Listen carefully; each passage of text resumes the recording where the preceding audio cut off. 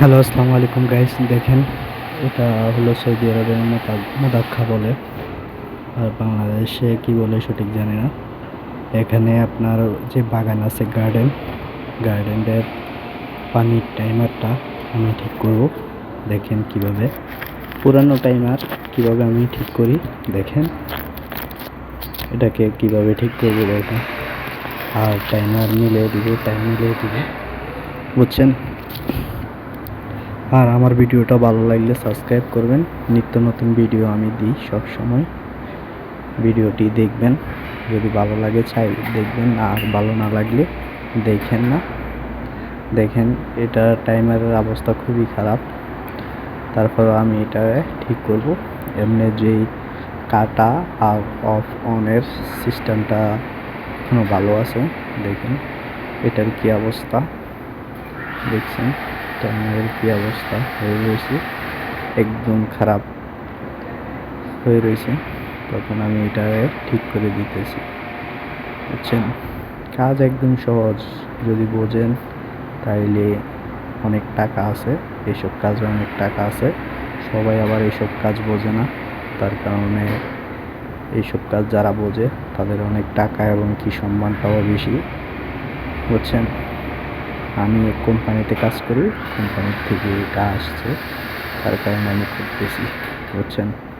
এখানে দুপুর 12টা হলে বন্ধ হয়ে যায়, আর সকাল 6টাতে চালু হয়, দুপুর 12টাতে বন্ধ হয়ে যায়। এখন আমি করব, ভোর সকাল 6:30টাতে চালু হবে, দুপুর 2টা বাজে বন্ধ হবে, বুঝছেন। বিকাল 2টা বা 3টা এরকম টাইমে দিয়ে দেব, বুঝছেন। গার্ডেনটার পানি যে কোনো সময় এটা হবে, পানি দেওয়া যায়, কারণ এটা অটোমেটিক এটা চালু হবে, বুঝছেন। এটার একটা কাটা আছে, কাটাটা আমি লাগাবো। দেখেন এটার আমি দেখতেছি কি বক্স ঠিক আছে কিনা।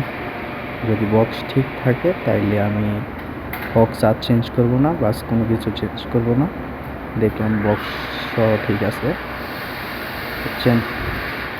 তার কারণে আমি এটাকে করতেছি। নিচে একটা কাটা আছে, এই কাটাটা আমি এখন লাগাবো।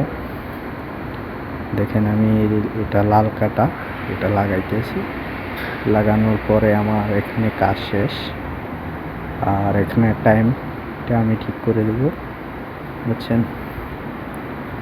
টাইমটা ঠিক করে দেবো, বাস খালাস হয়ে গেছে এখানে, বুঝছেন।